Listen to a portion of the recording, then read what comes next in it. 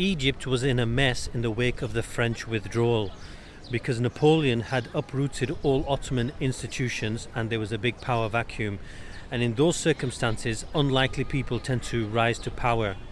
And while here in Constantinople there was military coups and counter coups, Egypt became a place where an ambitious man who was opportunistic and also a visionary could cement himself in the second most important city in the empire. Enter a man called Muhammad Ali Pasha, an Albanian man who was an Ottoman military officer who was sent to Egypt in the wake of the Egyptian withdrawal with 16,000 troops. In 1805, he was appointed governor of Egypt because he was the only person who could impose law and order. 6 years later, in 1811, he invited all the Mamluk elites in Cairo to the Cairo citadel for a banquet. And while they were digging into all their falafels, he had them all gunned down and assassinated, thereby removing a class of people who had been loyal to Constantinople for the last 300 years. Muhammad Ali had delivered the final knockout blow to the Mamluks. Now, in Egypt, he was free to undertake his vision of reform and modernization, while the Caliph here in Constantinople, Mahmud II, would be doing the same. Now, Constantinople and Cairo would enter a period of competition and not cooperation. The first thing that Muhammad Ali had to do was to protect his new realm, and the Mamluk soldiers had either been gunned down by Napoleon or by him in the citadel. So he recruited new soldiers from the Egyptian peasants and also from slaves from the Sudan, and he brought in French military officers to give them the best training possible. Who better to bring in than the nation that have just shown their superiority over you in terms of military strength. He also implemented tax and land reforms to enhance his budget for modernization. He turned Egyptian peasants into wage laborers working in ammunition factories, and he told Egyptian farmers how much cotton to produce after he'd imported the latest looms from Europe.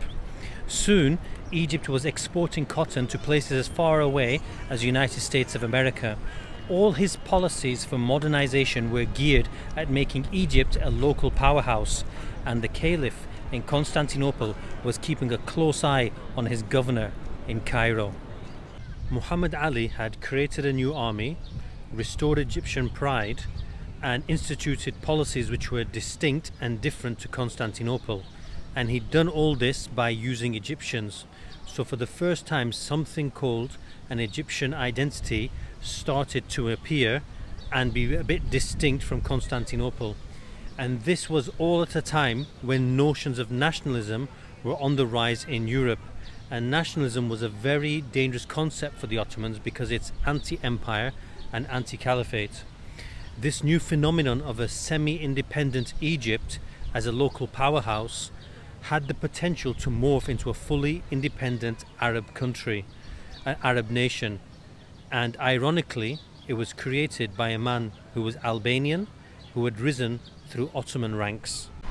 In 1817, the two holy cities in the Arabian Peninsula, Mecca and Medina, were so vulnerable that a small tribal Bedouin force known as the Saudis, you may have heard of them, were able to capture these cities from this world empire. For the Caliph of Islam to lose the two holy cities of Islam to a bunch of Bedouins was extremely embarrassing. So he tasked Muhammad Ali Pasha in Egypt to go to the Arabian Peninsula and retake the cities, which he did. And for that he gained a lot of prestige and a lot of popularity in Egypt, and it raised his profile. So was this a victory for Mahmud II in Constantinople, or was it a victory that would come at a price later on down the line? As nationalistic sentiments were on the rise in the European provinces of the Ottoman Empire, other empires were actively encouraging this, such as the Russians, who had helped the Serbians become an autonomous principality within the Ottoman Empire in the early 1800s. The great powers saw nationalism as a key tool to bring down the multi-religious, multi-ethnic Ottoman Empire. Also, the Greeks in the empire were working, or many of them were working, within the foreign departments of the Ottoman political machine, because they knew lots of modern languages. As a result of knowing these languages and working in the foreign department, they got exposed to these ideas of nationalism as well. And because of what happened with the Serbians, they were encouraged to go for their own nationalistic tendencies, and soon uprisings were happening in Greece as well. In 1827, the Caliph Mahmud II was having a major problem putting down the Greek rebellion that had been stirred up in his lands. So he called upon his governor Muhammad Ali to come and help him out. Muhammad Ali had the best army, and Muhammad Ali agreed. The only problem for the Ottomans and for Muhammad Ali was that the great powers got involved, Britain, France and Russia, on the side of the Greeks, and in the end Greek independence had been secured. Then there was a fallout between the Caliph in Constantinople and his governor in Cairo, because Muhammad Ali was promised that the lands of Syria and Palestine would be put under his province to rule if he took part in the putting down the Greek rebellion. But in the end that did not happen, so the two of them were now on a collision course. In 1831, Muhammad Ali marched his troops through Palestine, through Syria and deep into Anatolia, and it scared the hell out of the Caliph Mahmud II, and he did the unthinkable. He called on Russia, the Ottoman arch enemy, to come and protect him from his own governor. In turn, this scared the hell out of the British and the French, because they now thought that the Ottomans would become a vassal state to Russia, and Russia would now be too influential in global politics, so they got involved.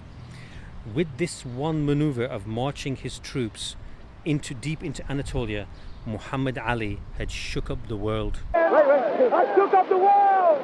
I shook up the world! I shook up the world! In the subsequent negotiations between the great powers and Mahmud II and Muhammad Ali, it was agreed that Muhammad Ali would retreat from Anatolia on the proviso that he was given independence in Egypt and he could have hereditary rule in his new country, and this was all agreed by all parties. Now Egypt had been lost from the Ottoman Empire, the Caliph had lost more lands and the most important Arab center that was in his empire. Because of what had just happened with Muhammad Ali Pasha, and because nationalism was on the rise in the Balkans, the Caliph Mahmud II decided that decentralized empire at this time was a recipe for disaster. So he went on an aggressive centralizing campaign so that power was more concentrated here in Constantinople in the palace, and less power was in the peripheries, making it harder for these peripheral governors to break away. Many citizens of the empire did not like his centralizing policies. He also decided that his army needed updating, so he created a new army called the Victorious Army of Muhammad. And predictably so, the Janissaries didn't like this and rebelled, and this led to something known as the Auspicious Event, where the Janissaries marched on the palace in an attempt to remove the Caliph Mahmud II. But he was ready for them, and he met them with artillery fire and gunned down many of them in the streets. The ones who weren't gunned down were chased through Constantinople until they were caught and eventually executed. And with that, the old-aged institution which was responsible for the success of the Ottoman Empire when it was rising in the early days had been eliminated for good.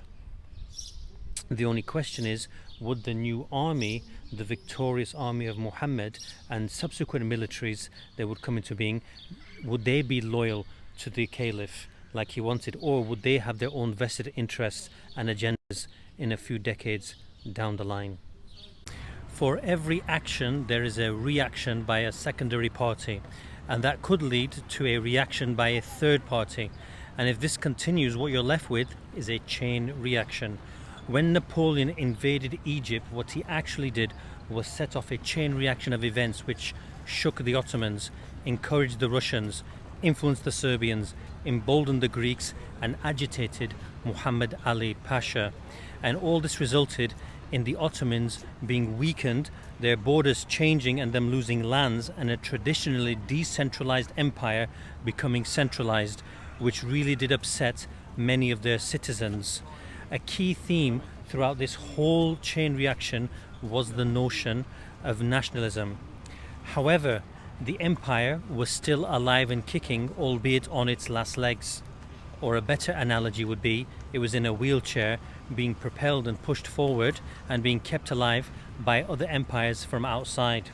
However, in the 1830s, there was a new caliph in town, and he thought he had some new ideas which were going to save the empire. As a little clue, that's his mosque. If you want to know more about him and these new ideas, then hit the subscribe button, press the bell button, and watch my next episode in this series of the Ottomans, from Ertugrul to Ataturk. Salam.